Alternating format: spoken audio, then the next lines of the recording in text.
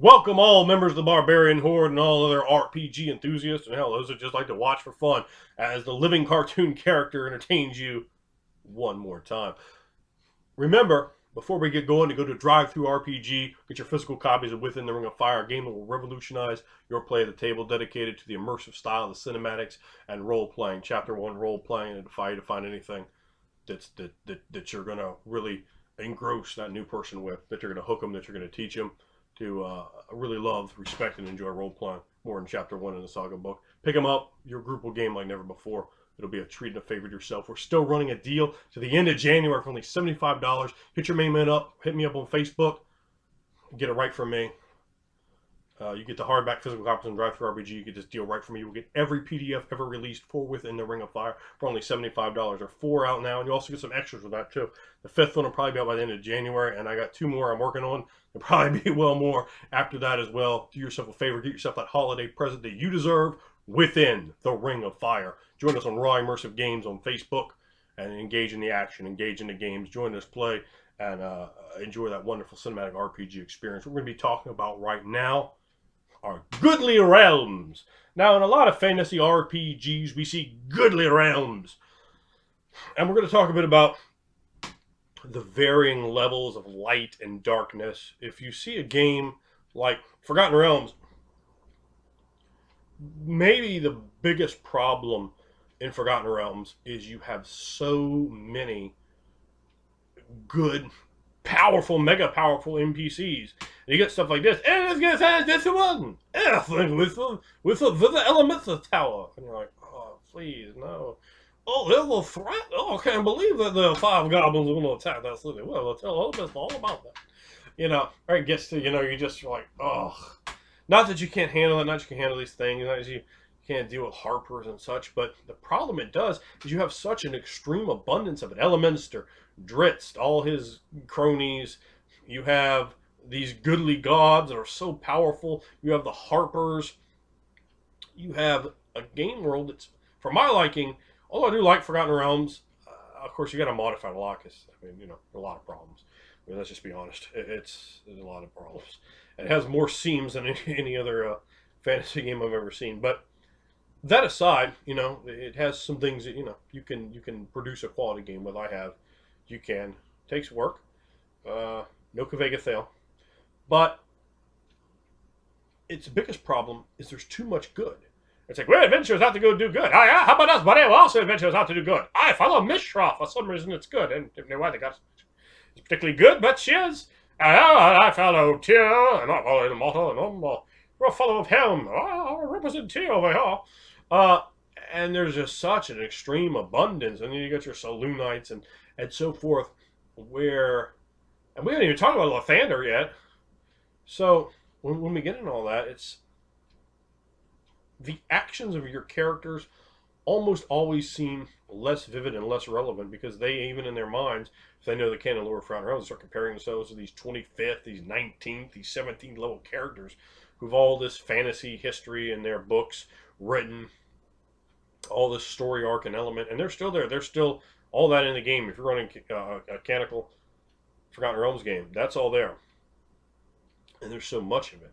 It's almost like, well, why should we go out and fight the evils of the world? We're just, everything is just straight here already. They'll go handle it. If we're not, we know it's going to get caught up on the back end by somebody else. And that in itself produces a game that is not heroic. It gets the characters feeling like, we're kind of worthless and useless and sort of douchey. It produces poor heroes. I personally don't like to have much light in a game. I mean, we can go Forgotten Realms way up here, and we come way down here for Kavega Thale, and I will put Kavega Thale on the dark fantasy spectrum against any fantasy game out there. And let's go line for line and see what horrible things are in those games, and then I'll pull out things that that will surpass them, chapter by chapter within the Ring of Fire. It's a game that has a tremendous amount of darkness where you don't know who to root for. You're like, oh, well, that thing is horrifying, and that's the closest thing we have to a good guy. The other thing wants to annihilate all of reality, and so forth. And I don't want to get into the whole mythology and cosmology within the Ring of Fire, because that's many, many videos. But it's dark. It is a brutal dark fantasy game where Forgotten Realms is very much sanitized and quite well useful to your 10-year-old nephew or son, perhaps daughter. And I encourage that as well, that you want to get involved in RPGs. You'll be just fine there. And again, it has its place, it has its merits, it has its uses. I'm just pointing things out. I'm not telling you anything that you don't already know, at least if you know. So once you Forgotten Realms up here, as you come down, you see like your Ravenloft that has its dark powers and stuff. Ravenloft's a bit hokey. I ran Ravenloft for 4.5 years. Honestly, maybe I'd run like a module or something, but I wouldn't really engage in Ravenloft. I wouldn't really run Ravenloft honestly anymore. But it's still dark. It has a darkness to it. It has a creeping fog. There's strange reapers. It has all the MGM monsters. Oh, what the fuck, your blood? It's got the Wolfman and Frankenstein's monster, and Frankenstein has got the Isle of Dr. Monroe and Dracula, and one of the books they made, the Creature from Black Lagoon is in there. You have the vampires that look like they are written to essentially be lost boys from that movie. You have a ton of monsters that it is what it is, but it doesn't mean you can't have fun with it. I'm not trying to say that. It's dark, but it's slightly campy. Dark. It's really campy, dark, honestly. But it has a darker flavor to it. It's not an aggressive, metal sort of dark, a very adult game like Within the Ring of Fire. But it's a dark game for teenagers, and I think that's probably the best realm for Ravenloft, the best realm attractive audience. Then you have something like, say, Dragonlance, which it has some darkness in it. It has this potency of darkness, but the game itself is again so light. It's like TV 10. It's not particularly brutal. The bad guys can be almost and sometimes kind of comical. The game itself, though, it does have a bit of darkness, and it has good is struggling a bit more, fighting, to get up, whereas in Forgotten Realms, you're just already over. You're just straight. The monsters might as well just give up. You're like, oh, we surrender. You're like, what? They just walk out to you and surrender, let you behead them, give you their treasure. You have other game worlds like Palladium Fantasy that, to me, had some interesting things. I'm not a fan of the Palladium system. You'll see there were no reviews of Palladium's games, though I have played them quite a bit. I don't even know if they still make the games. The systems are, well, again, as you will see, there are no reviews on my channel. But the Palladium Fantasy system, the culture, the ecology of it is, I found it pretty good. They had a different take on different species, and they had different things that didn't like each other. It's like elves and dwarves. It's like, no, we just don't like each other. You had Wolfen doing their deal, and it was all right. It was all right. You have a world like if you get into like a Conan game, Hyperborea, you can really have that sword and sorcery, dirty style, and the world itself is not really good or bad. It's maybe more bad. As you can see, someone like Conan obviously being the primary hero, who is a dirty, filthy character. Man, Conan is brutal. He's not this, Elemenster. He's this brutal barbarian that will whoop your ass. He will punch your camel in the mouth. He will definitely defeat some people and become king of Aquilonia. So, for me, I really found that that kind of system nice. It's dirty. It's dark. There's things can get dealt with like that. There's not all this healing magic and so forth.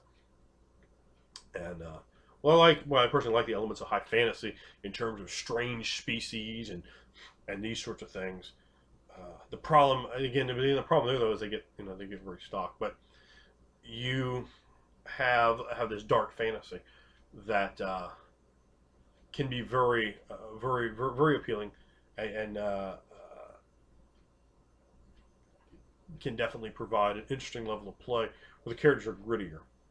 And when characters become grittier, you automatically start accelerating your more adult level, because there's moral ambiguity. There's shades of gray, and when you start building that up, See, that's a great place to pitch your hero. You want to have your John Cena mega white meat baby face. You want to have your Hulk Hogan dude just start ripping off T-shirts, and because you're being fed then, right? If you're playing that big baby face character, that super good guy, um, you want to have Hulk Hogan. Hulk Hogan, what's Hulk Hogan in Forgotten Realms? You already got all these other guys up on the top, right? But you bring Hogan in, it's like, what do you do with him? For your first level Hulk Hogan.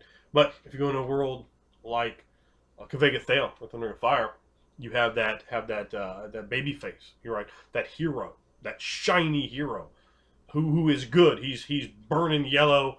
He's bright. He's vivid. He's the sun, and then you have all these bad guys from like here up, and he's beating them. He's fighting them. Maybe they're winning. Maybe they're beating him, and he's coming back, and oh, that's right, brother. And I'm being a little silly there, right? But to illustrate a point that character works there because there's so many obstacles. There's so many things, and he doesn't have anyone else to rely on. He has to rely on himself. And what does that make? It makes him lovable. It makes him sympathetic. You don't want to be this good guy that just beats the bad guys like a drum. In Forgotten Realms, you have to sympathize with the bad guys. You're like, oh man, I feel so bad for you guys. So many horrible things happen to you. They put Merkel in a crown and he flies around. That's really horribly stupid. Bane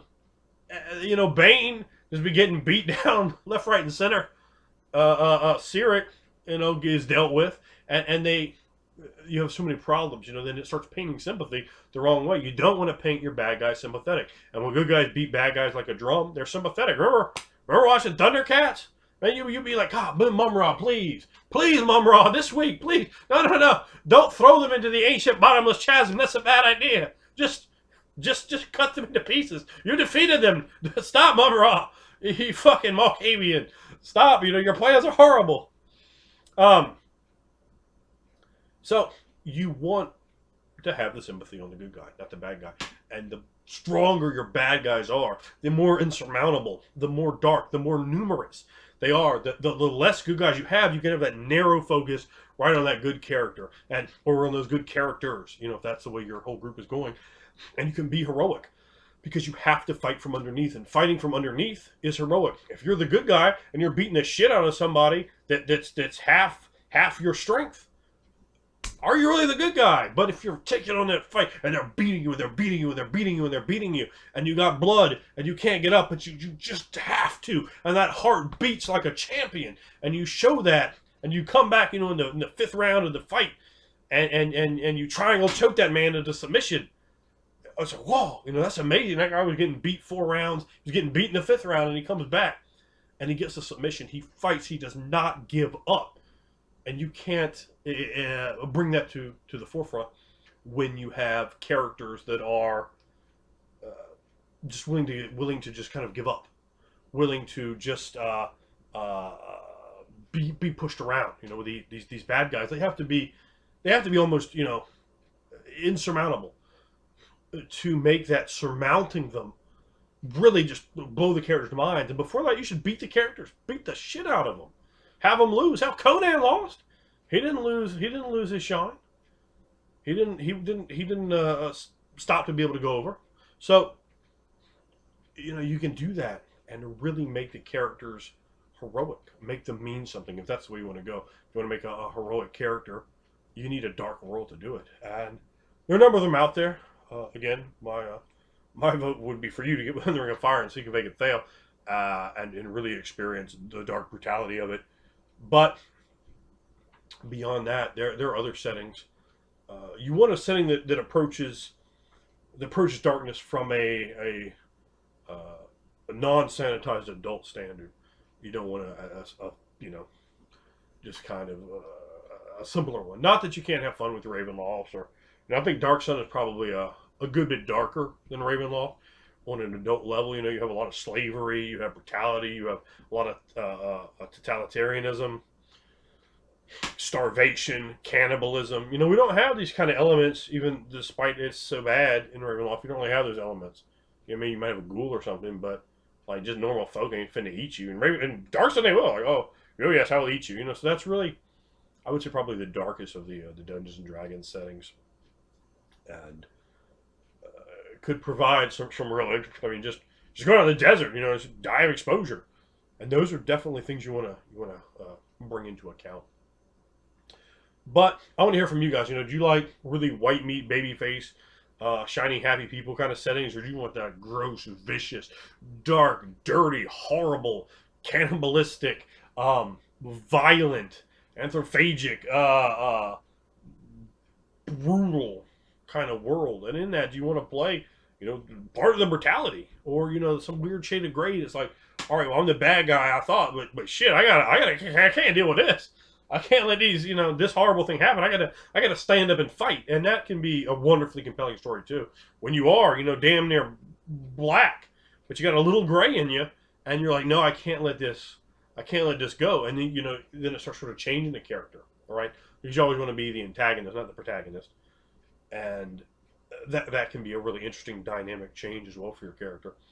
So I'd like to hear from you. Leave in the comments below what you think, what kind of settings you like, particularly if you're playing, that heroic character, how you feel about Shades of Grey, or if you just want a real, just simple kind of, uh, I guess you might say, family-friendly sort of game world. So let your main man know. And remember, join us on the Raw Immersive Games. Make sure you get your copies of Within the Ring of Fire, get them off Drive-Thru RPG, or take advantage of the $75 deal. Hit your main man up on Facebook. Get every single PDF ever to be released from Within the Ring of Fire. First 4 out, next one coming out very soon. And you can take advantage of that until the end of January. Hit me up and take advantage, cash in, learn about the dirtiest, darkest, most brutal fantasy world out there.